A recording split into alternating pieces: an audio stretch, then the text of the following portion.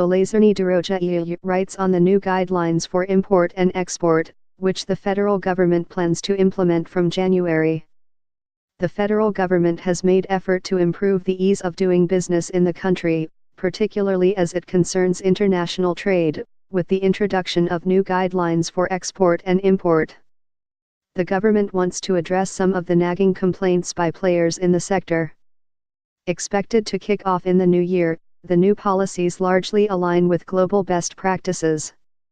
Removal of red tape. The guidelines are meant to fast-track the export and import business and address one of the main problems faced by operators in the sector: time spent exporting or importing goods.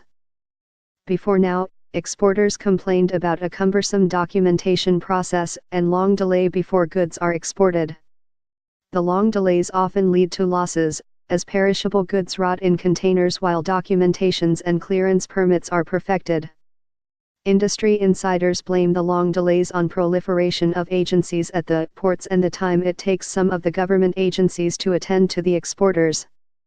Operators in the sector have for long clamored for a centralized export agency that would handle everything that has to do with export. According to Managing Director of School Logistics, Nduka Uday, all the agencies concerned with export should be housed in a centralized location, preferably near the ports. Speaking with THISDAY, Uday stated, "That's the Chinese model."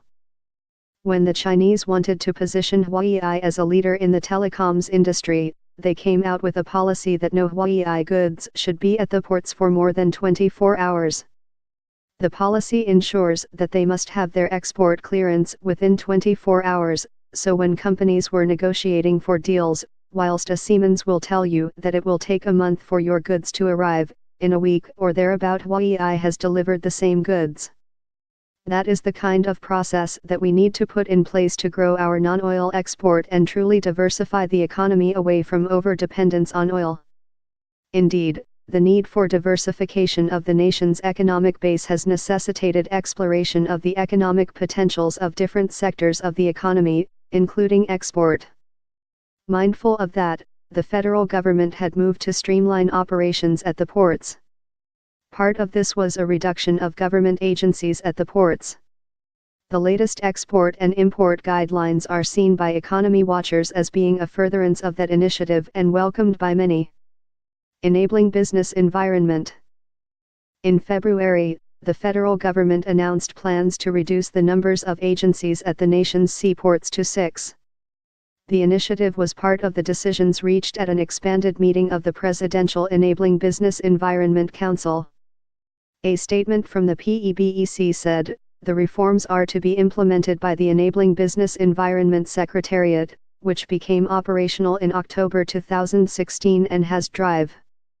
Jumok Odyawol, the Senior Special Assistant to the President on Industry, Trade and Investment as its coordinator.